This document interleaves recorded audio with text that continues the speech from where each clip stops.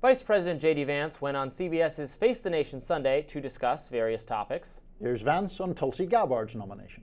Both the Wall Street Journal and the National Review, conservative publications, as you know, have been critical of Tulsi Gabbard. The Review called her an atrocious nominee who deserves to be defeated. They compared her defense of Edward Snowden, the fugitive who stole U.S. secrets, to an attorney general who thinks the mob gets a bad rap. Her refusal to accept U.S. intelligence findings that Assad gassed his own people, they said, was like a nominee for OMB director not being able to count. Does any of this give you pause putting her in charge of the U.S. intelligence community? Yes or no? No, Margaret, look, these are publications that attacked Donald J. Trump obsessively, but those publications don't determine who the president is, the American people do. And Donald J. Trump is the person who determines who his cabinet is, not these publications that I think, frankly, have lost relevance. The Vice President and host, Margaret Brennan, also got into a back and forth over the price of goods. You campaigned on lowering prices for consumers. We've seen all of these executive orders. Which one lowers prices? We have done a lot, and there have been a number of executive orders that have caused already jobs to start coming back into our country, which is a core part of lowering prices. More capital investment, more job creation in our economy is one of the things that's going to drive down prices for all consumers, but also raise wages so that people can afford to buy the things that they need. If you look at our slate of executive orders, no, Margaret, prices are going to come down, but it's going to take a little bit of time, right? The president has been president for all of 5 days. I think that in those 5 days, he's accomplished more than Joe Biden did in 4 years. No, but all the things you experience at the grocery store are what people touch and feel. That's what you were talking about, bacon on the campaign trail. Of course, of course. Those things, when do consumers actually get to touch and feel a difference in their lives? Well, Margaret, how does bacon get to the grocery store? It comes on trucks that are fueled by diesel fuel. If the diesel's way too expensive, the bacon's going to become more expensive. How do we grow the bacon? Our farmers need energy to produce it. So if we lower energy prices, we are going to see lower prices for consumers, and that is what we're trying to fight for. Vance and Brennan had another testy exchange on immigration and the January 6th pardons. Here's a peek at both of those discussions. When you talked to us in August, you said, I don't think we should abandon anybody who's been properly vetted and helped us. Do you stand by that? Well, Margaret, I don't agree that all these immigrants or all these refugees have been properly vetted. In fact, we know that there are cases of people who allegedly were properly vetted and then were literally planning terrorist attacks on our country. That happened during the campaign, if you may remember. So clearly not all of these foreign nationals have been properly vetted. But there are 30,000 people in the pipeline, Afghan refugees. But my primary concern as the Vice President, Margaret, is to look after the American people. And now that we know that we have vetting problems with a lot of these refugee programs, we absolutely cannot unleash thousands of unvetted people into our country. These people are vetted. Good.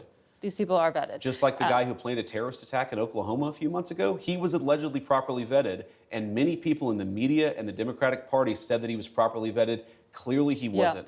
I don't want my children to share a neighborhood with people who are not properly vetted, and because I don't want it for my kids, I'm not going to force any other American citizens' kids to do that either. Daniel Rodriguez used an electroshock weapon against a policeman who was dragged out of the defensive line by plunging it into the officer's neck. He was imprisoned, sentenced to 12 years, 7 months. He got a pardon. Ronald Maccabee hit a cop while wearing reinforced brass knuckle gloves, and he held one down on the ground as other rioters assailed the officer for over 20 seconds, causing a concussion. If you stand with law enforcement, how can you call these people unjustly imprisoned? Margaret, you're separating, there's an important issue here. There's what the people actually did on January the 6th, and we're not saying that everybody did everything perfectly.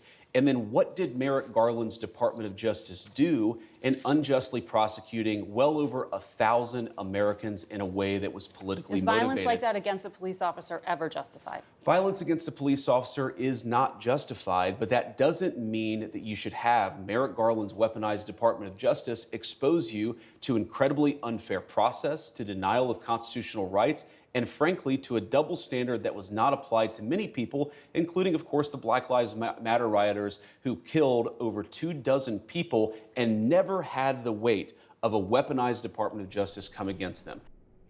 Executive Editor Grant Stern wrote on Blue Sky, breaking news on Face the Nation, J.D. Vance still loves to lie and deflect because it's pretty much all he does. Conservative journalist Rob Smith wrote on X, "This is why J.D. Vance does enemy media, so that we can have glorious moments like this that further underscore their naked partisanship and why nobody believes them anymore. Dismantling them is a long-term effort. Trust the process."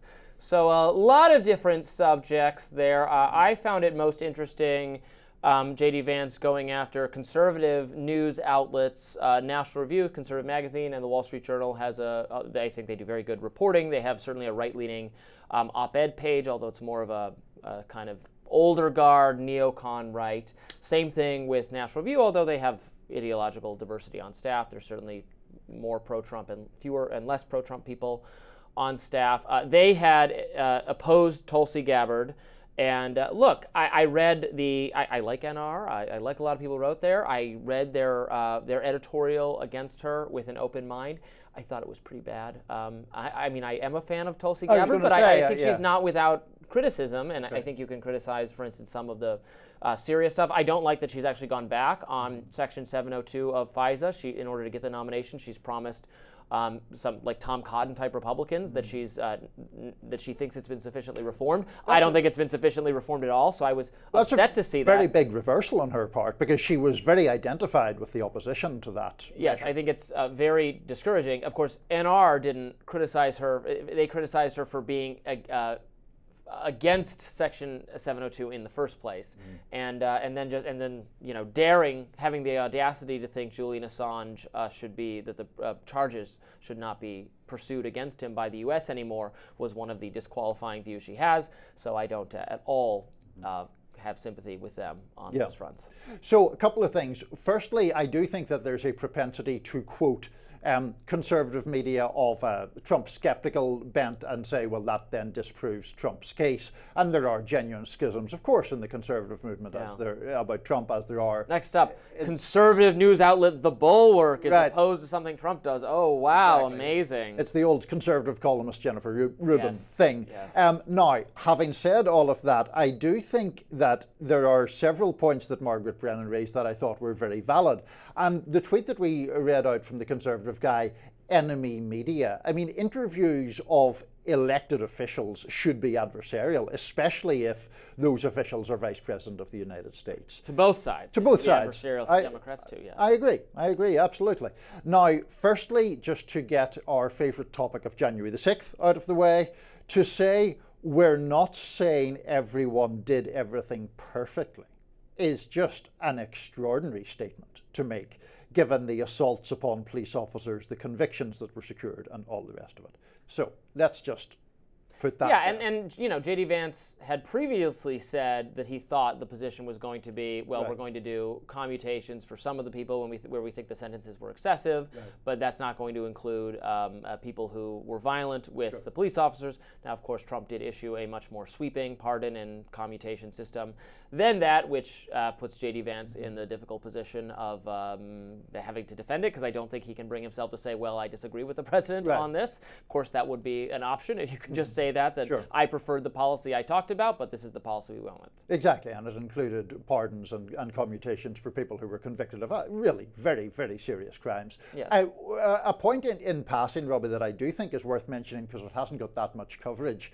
is the cancellation or stoppage of the refugee resettlement program and its effects upon people who worked in Afghanistan for the United States.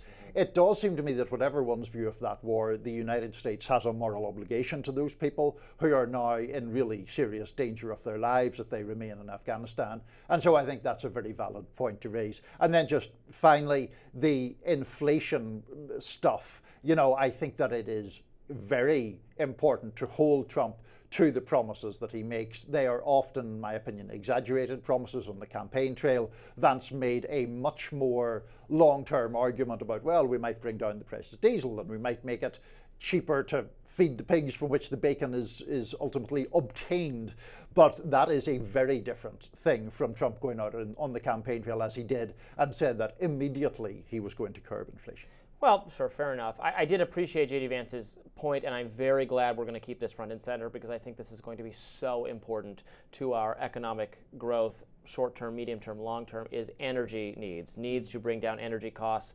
We are going to have such needs of all categories of energy moving forward that will help prices of, yes, goods and services and foods and everything else, but we need, we're going to need major processing power for the technological future that Trump wants to unleash, that many of his tech-focused advisors want to unleash. That's going to take everything, and so having a very energy-focused, what can we do to bring down every category of energy, from fossil fuels, which are still going to be a part of how we ship things and how we get places for certain, but we're going to have to make investments in other systems as well, in electricity, wind and solar, everything, nuclear. It's all got to be on the table. And so talking about the need to prioritize cheaper energy to do everything our country needs to do is very good to always hear that they're focused on that.